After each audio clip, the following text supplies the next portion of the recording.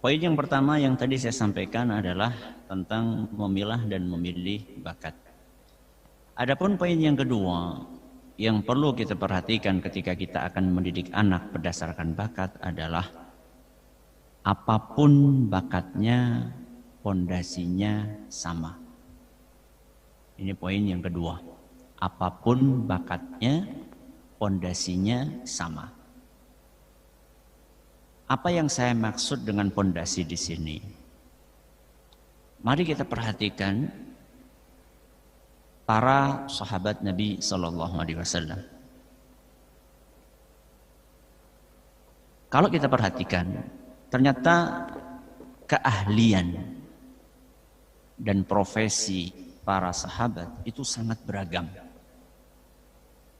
Tidak semuanya menjadi ulama, tidak semuanya menjadi dai. Ada yang sangat piawai dalam berbisnis, bisnismen. Contoh Abdurrahman bin Auf, Utsman bin Affan, dan yang semisal dengan beliau berdua. Ini ada yang keahliannya dalam berbisnis. Ada yang keahliannya adalah berorasi, orator ulung.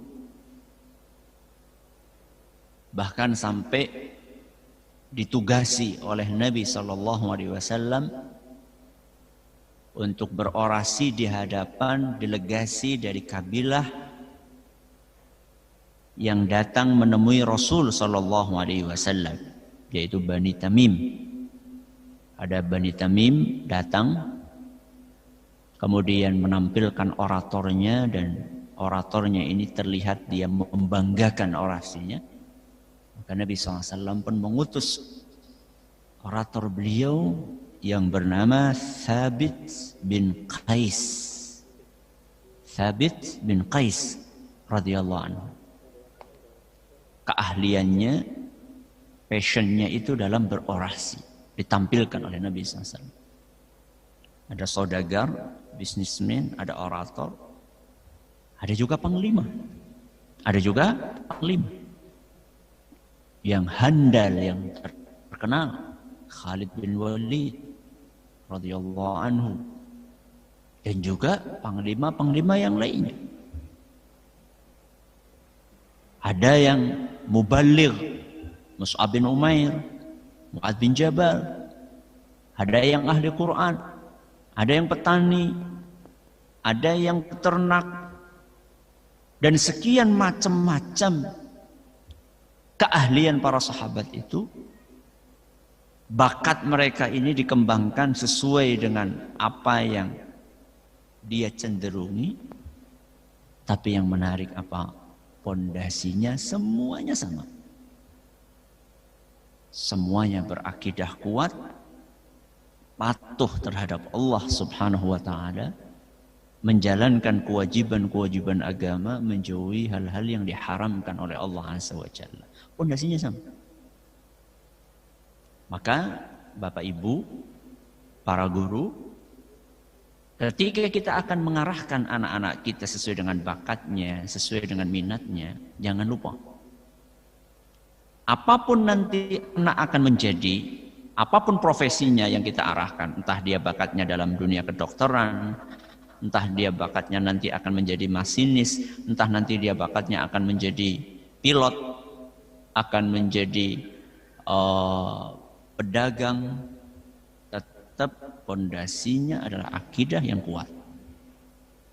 Karena dengan akidah dan kepatuhan beragama tadi, dia akan menjadi dokter yang saleh. Dia akan menjadi insinyur yang saleh. Dia akan menjadi polisi yang saleh. Dia akan menjadi tentara yang saleh. Dia akan menjadi pejabat yang saleh. Kenapa? Karena pondasinya kuat. Maka sebelum kita mengarahkan kepada passion, bakat anak-anak kita, bangun pondasi yang kuat. Ini poin yang kedua. Poin yang terakhir, yang ketiga, bahwa bakat itu bisa dimunculkan. bakat itu bisa dipupuk.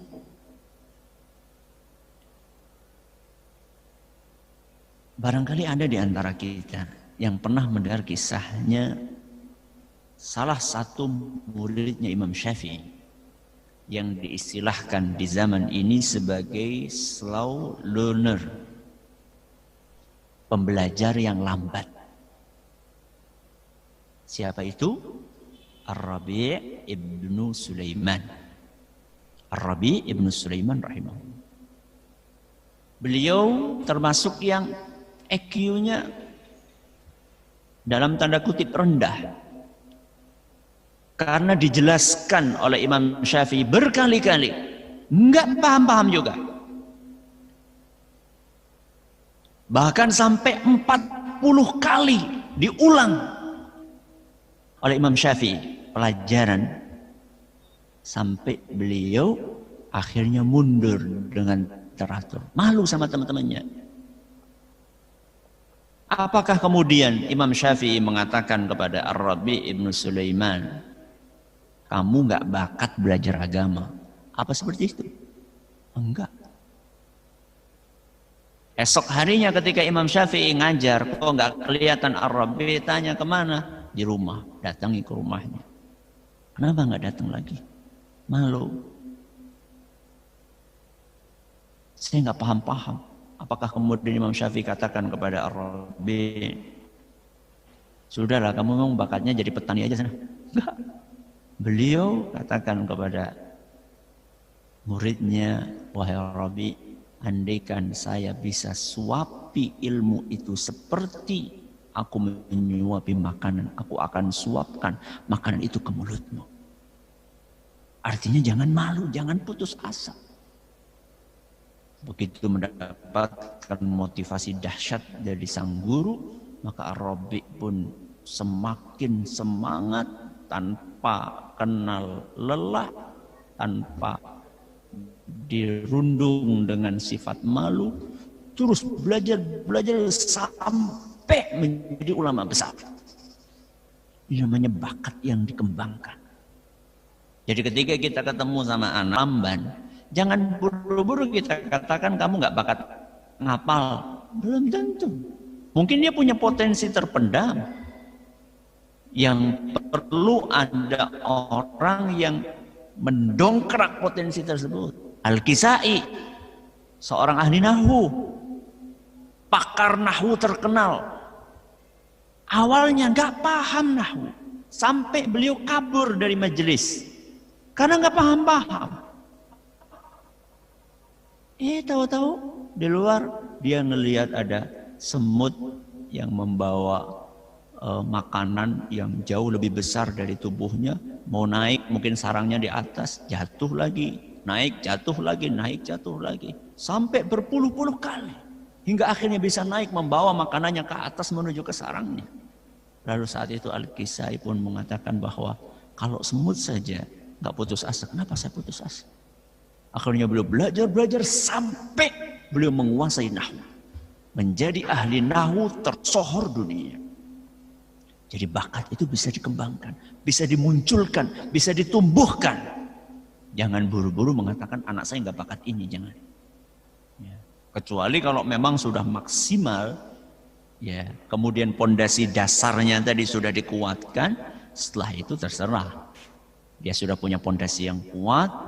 Kalau memang dia bakatnya bukan sebagai dai, dia bisa bermanfaat. Manakala dia menjadi polisi, menjadi tentara, menjadi pejabat, yang penting pondasinya sudah kuat dan memang passionnya dan memang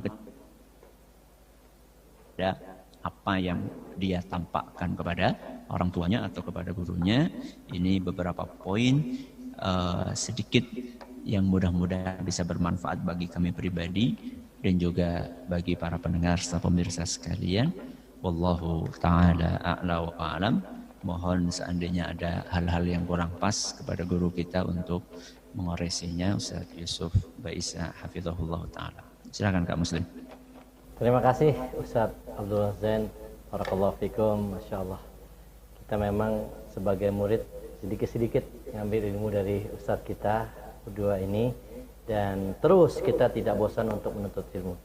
Sangat menarik tadi dikatakan bahwa pondasinya harus sama. Apapun bakatnya, pondasinya sama, yaitu akidah yang kuat. Kemudian juga ketakwaan kepada Allah Subhanahu wa taala. Dan yang sama itu bakat bisa dimunculkan, dipupuk ya.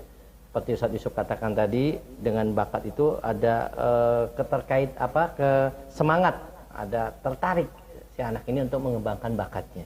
Kita sebagai orang tua, pendidik juga perlu memunculkan itu kepada anak-anak kita, murid-murid kita, supaya bakatnya terus bisa diasah seperti murid-murid Imam Syafi'i dan yang lainnya, para sahabat radhiyallahu anhu.